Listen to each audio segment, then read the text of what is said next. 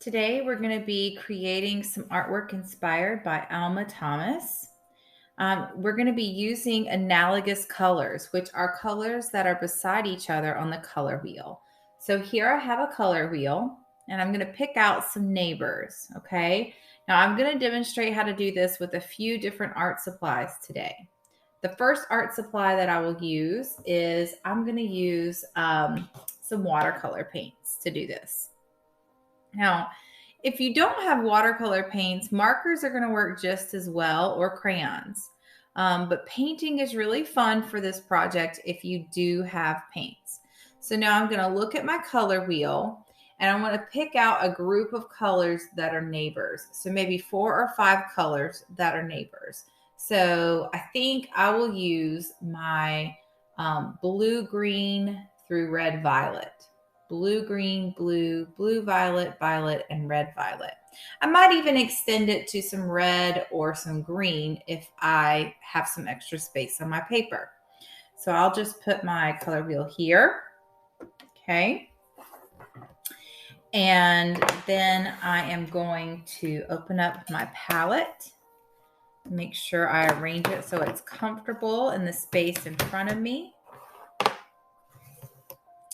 Okay.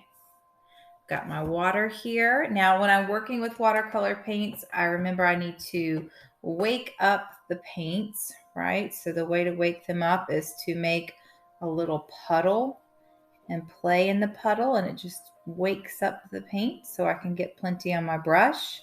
Now, I want to start with blue-green. So here I have some blue, and I can put the blue right here on the lid of my palette.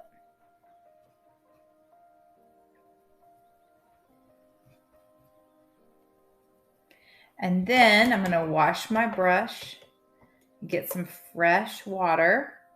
And now I'm going to do the same thing with green. Wake up the paints and then blend them together. And now I have a nice blue-green. So this can be a great starting point. So maybe then I'm going to pick a spot on my paper and I'll start by just painting that blue-green circle. Okay. Now around it, I think I will do some little dashed lines. So you can see why this is really fun to do with your watercolor paints. We're painting what are called concentric circles, where you have one circle and then another around it and another around it. Notice how I'm trying to equally space out the circles and the dotted lines that create each circle. All right, so that was my blue-green. Now I'm going to go back in just with some blue. So this time I'm not going to mix the blue with any green. I'm just going to use the blue. Now I have a light blue and I also have this darker blue here. Maybe I want to do a little bit of the darker blue. And then I'm going to go around. Now you could do this very same thing with markers, and that's totally fine. And if you don't have markers, you could do it with crayons. You could even do this with paper and glue and scissors. If you had some colorful papers, you could make a collage this way. In fact, lots of people like to do that. So here's my blue. It's very calming to paint this way too. Okay. So now I've got blue, green, and blue. All right, next I'm going to have my blue violet. So I'm going to get my blue and put it here. And then I'm going to rinse out my bristles and get some violet on my brush and put it here.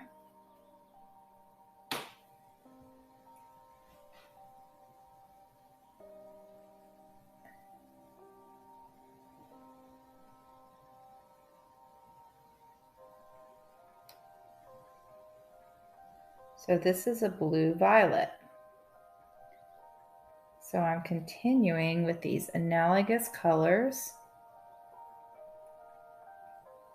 And for each color, I'm just going to do, one or two, maybe 3 times around my circle.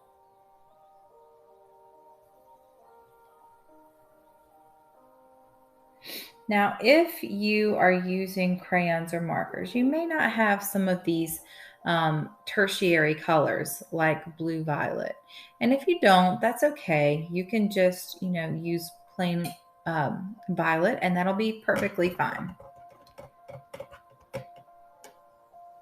Now I'm going to use just the violet, just like I just discussed. Okay. And here you're going to see I'm getting closer to the edge of my paper on one side right here. So what I'm going to do is as I get close to that edge,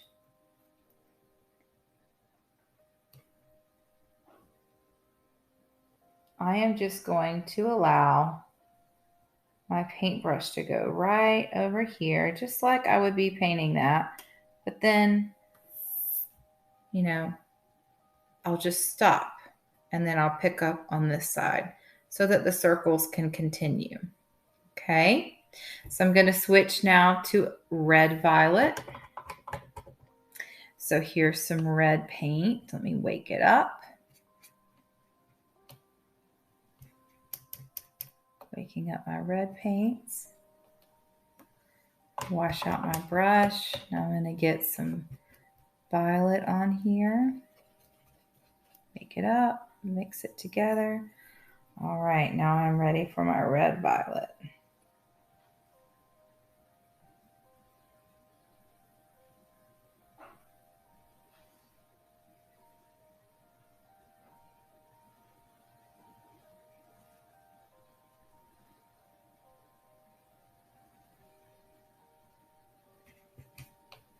Get more red and violet.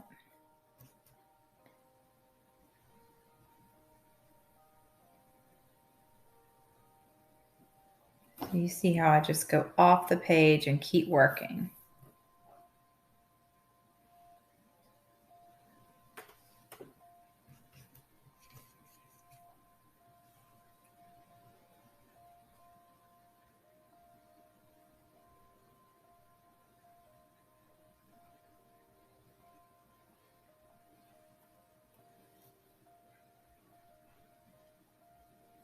Okay. Wow, this is so much fun. Okay, so I think I might do one more circle with a red violet because I have time to do that and space to do that.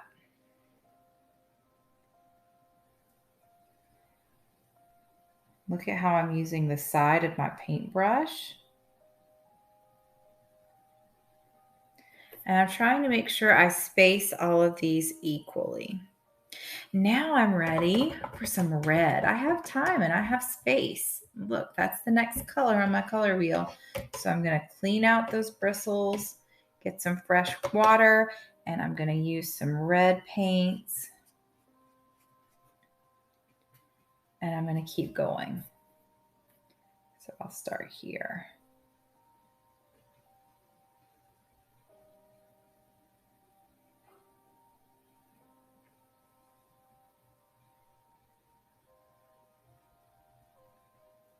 Now you can see I've run out of room over here. I might have room for just maybe one dot right there.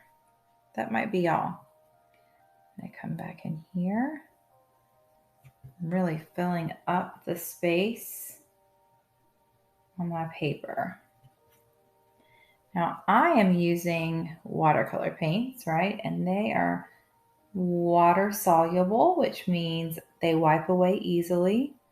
So when I'm done working in my workspace, it's going to be really easy for me to wipe up any of the paints that get on my table.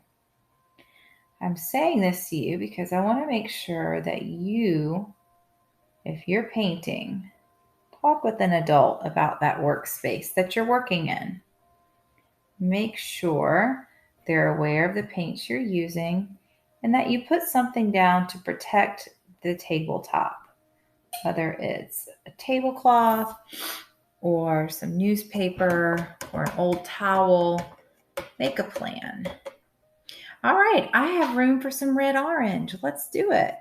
So I'm going to put red over here. Make a little pile of some red.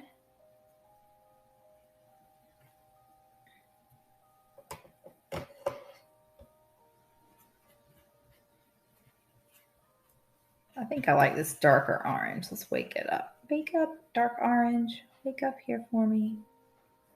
All right, here we go.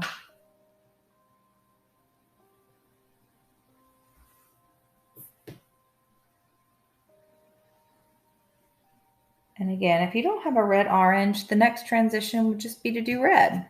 You wouldn't have to do red orange. You could just go to red. I'm sorry. You wouldn't have to do red orange. You could just go to orange from red.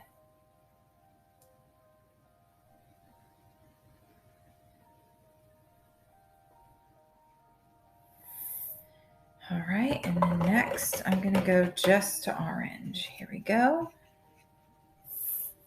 And I'll just fill in these last little spots.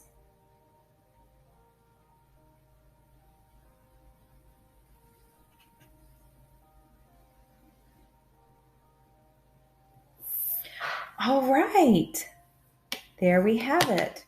A piece of artwork using analogous colors and watercolor paints inspired by Alma Thomas. I started with blue-green, then blue-violet, then violet, red-violet, red, red-orange, and orange. And here they are on the color wheel, all beside each other. It's a big group I fit on my paper. All right, for this next demonstration, I am going to use some tempera washable paints, and I'm going to repeat the same process. Now, I am using a different analogous color scheme. Sorry, that's a little bit bright here. So I'm using red, red-orange, orange, yellow-orange, and yellow. And these are the colors I'm using. Okay. So let's see some fun happen. So I'll just go ahead and I will start with, I think we'll do the red in the middle. All right, so maybe this time I'll put the circle straight in the middle of the paper. Why not? Now, if you are interested in getting yourself some tempera paints to use, there are lots of, inexpensive little sets that you can get that are fun to play with. And for a lot of our projects in art class, when it's time to apply color, paint is an option that I often give. So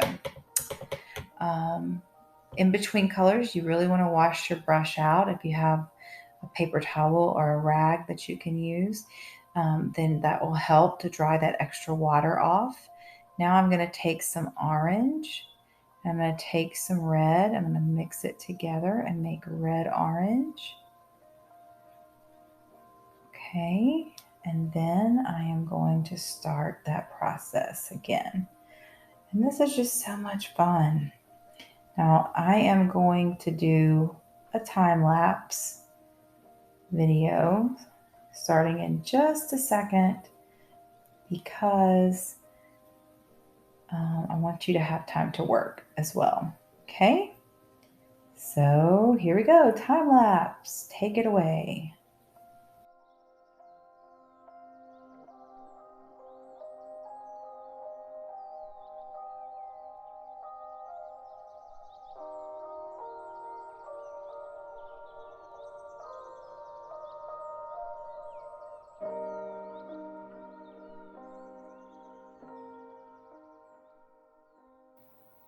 Here in this final demonstration, I am using markers And I'm using a different analogous color scheme of yellows and greens and blues. I throw in a little bit of purple here at the end. So I just wanted to demonstrate how you can do this same technique inspired by Alma Thomas using markers instead of paints. I hope you have so much fun with this project today, and I cannot wait to see all that you're going to create.